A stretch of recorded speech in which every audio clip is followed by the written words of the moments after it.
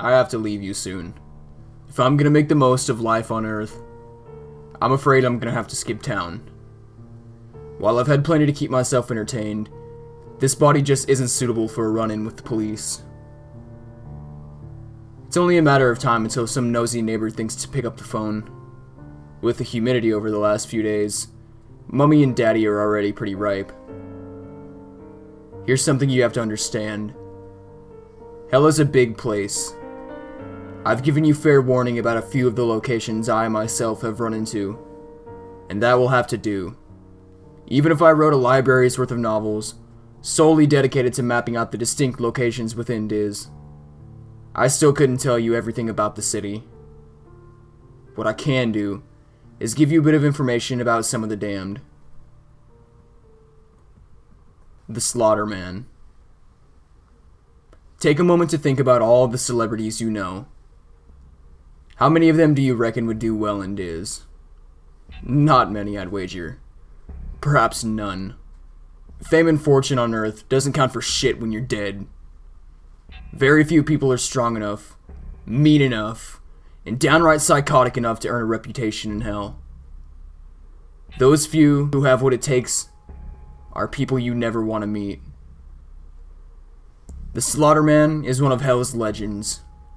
A huge, bearded man with filed teeth, bloodshot eyes, and foam on his lips. Rumor has it that the day he first emerged from a birthing sack, he was unlucky enough to land at the feet of a slaver tribe. While those tribesmen chuckled to themselves and readied their clubs and whips, only too happy to take some fresh meat captive.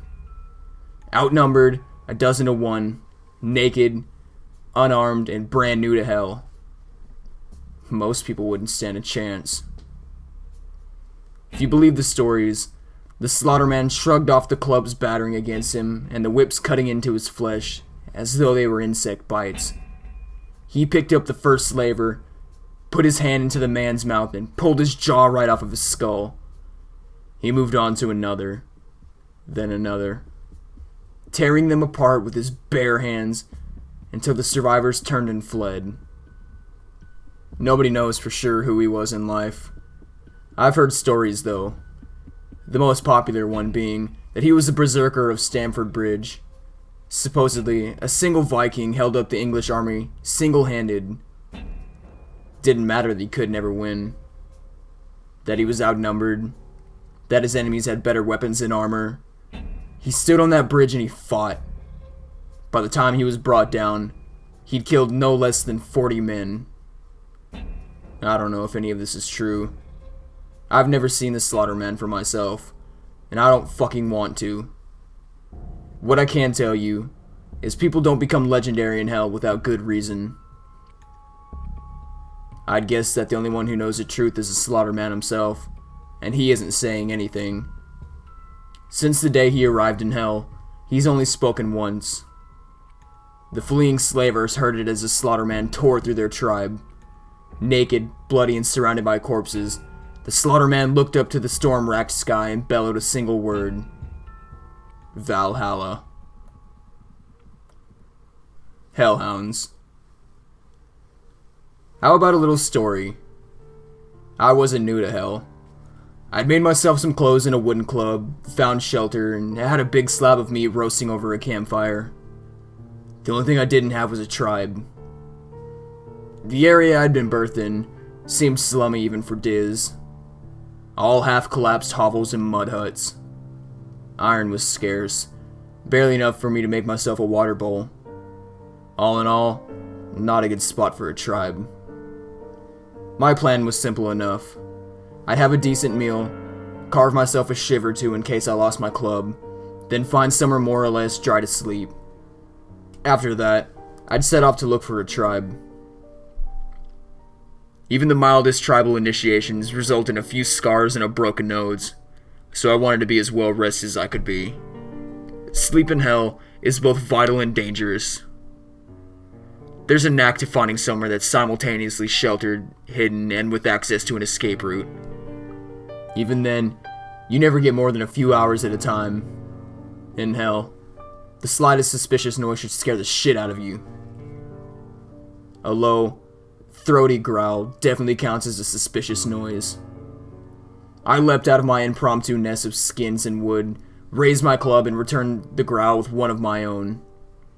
A woman had crept into my building and was staring at me with dilated pupils. She looked to be in a bad way. Skinny, naked, and covered in weeping sores. Her lips peeled back to reveal broken and jagged teeth. It took me all of a second to size her up. She'd been living rough for a few days, or weeks. Judging from her protruding ribs and bloated stomach, she was well on her way to dying of starvation. So, she was weak, hungry, and didn't even have a weapon. "I've already eaten," I said, relaxing a little, giving my club a few practice swings. "No sense in letting you go to waste, though." I took a step towards her and she bolted. Just turned right around and scampered away in a strange, animal gait. I took off after her, certain that I could outpace her. Even if there wasn't much meat on her, bones can still be useful. I chased her through a few streets, struggling to keep my footing on the muddy ground. When I finally got close enough to swing my club, she stopped dead. The suddenness of it caught me off guard, and I tripped over her, losing my club as I fell. She howled in triumph, a sound that was echoed by a dozen other throats. That day, I learned two things about the hellhounds: the people who lose their minds and become little more than beasts after enduring centuries in hell. Firstly, they have the necessary animal cunning to hunt as a pack. Secondly, human teeth and fingernails are perfectly capable of ripping flesh from the bone. The surgeons. Modern doctors rarely thrive in hell. Academia and reliance on technology doesn't leave you in the best state to endure the endless violence and brutality.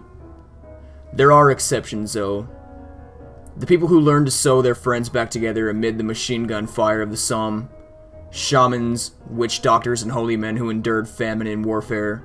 Survivalists who knew how to cauterize their own wounds in the middle of a forest. Those are some of the people who might just be strong enough to ply their trade to the damned.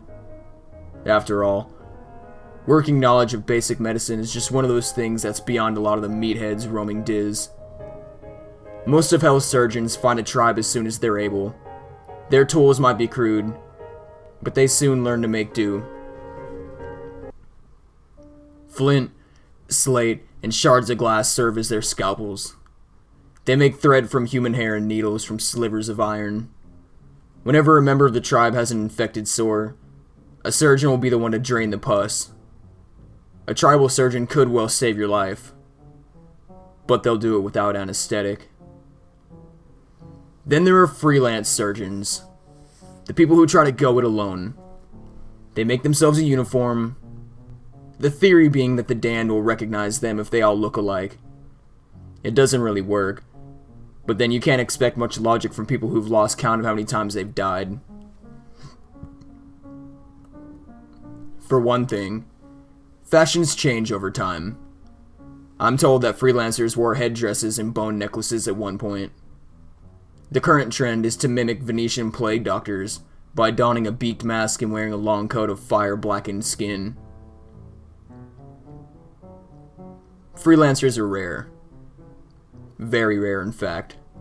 You'll see thousands of the damned for every freelance surgeon you come across. When you do come across one, be fucking careful. Firstly, surgeons don't get a free pass in hell. The damned are more likely to attack a freelancer than they are to barter their tools, clothes, or slaves in exchange for his services. You can't be certain if the man in the bird mask and black coat is really a surgeon, or somebody who murdered a surgeon and took his clothes. Perhaps they made the outfit themselves in order to draw the weak and the wounded close. Advertisement doesn't always work as intended in Diz. If the freelancer turns out to be genuine, that doesn't give you an excuse to drop your guard. Freelance surgeons aren't usually the most stable people. Put it another way, freelancers are usually sadistic fucking psychopaths. Sure, they might stitch you back together and send you on your way. They might also decide it would be more interesting if they stitch you to somebody else. They might think Paying an arm and a leg for their service should be taken literally. They might turn out to be some wannabe serial killer who's yet to find their way to Skin Street. For each freelancer trying to do a tough job in a tougher place, there are a dozen or so who want to try out their toys on somebody too injured to fight back. Stick with your tribe surgeon if you're lucky enough to have one. Failing that, learn to patch up your own wounds. Trust me, if you're able to read, you've already got the intellectual advantage over a lot of Hell's residents. Universal education is pretty recent. Freelancers just aren't worth the risk.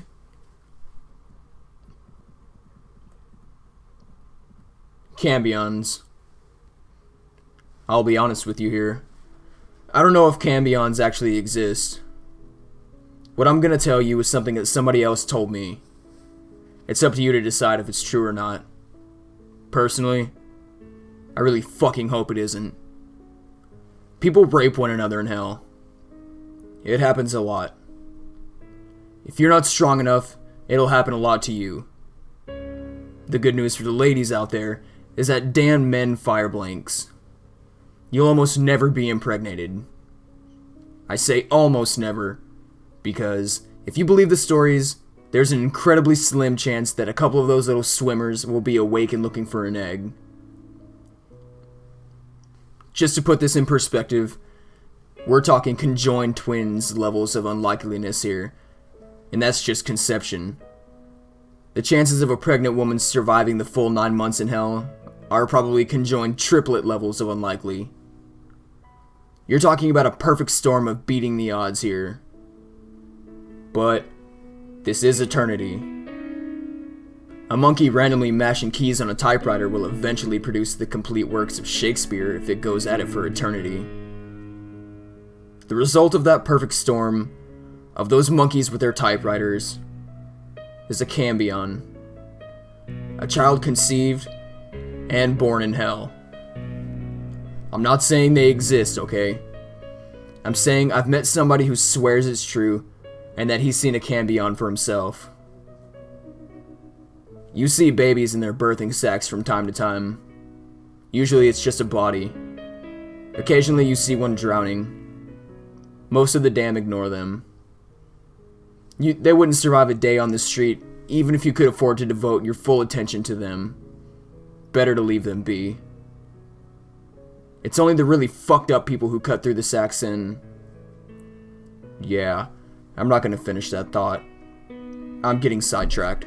So, this cambion, who may or may not have existed, apparently looked like a normal child. It cried, it shit, and it sucked its mother's tit just like a regular baby would. The mother was part of a tribe, and they'd been able to protect her throughout the pregnancy. Couldn't tell you why. Curiosity, perhaps? When it was born, the whole tribe gathered around to have a look. Among them was a man who told me this story. Somebody I'd meet years later and eventually kill. This man cut the baby's cord and lifted it up to his face. Every man in the tribe had raped the mother at one point or another, and he wanted to see if the child looked anything like him.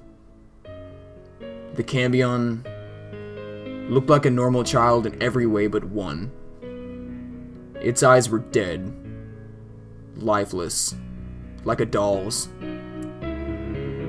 Sure, the kid was alive. It wriggled and cried like a normal baby. Those eyes were wide open though. Not scrunched closed like a newborn's eyes should be. Wide open, empty, doll's eyes. If that story is true, I don't blame the tribe for killing the child. Something like that just shouldn't exist. Right. I'm done. I have to go. This is the point where people like to have things nicely tied up. A few dragons slain, a few maidens saved. At the very least, you could expect some kind of moral lesson to think over. I think that, in this case, that sort of thing is missing the point. There are no dragons to slay, no morals to learn. We don't live happily ever after. There's no grand revelation, no clever twist, no purpose, no redemption, no hope. There's only eternity among our own kind.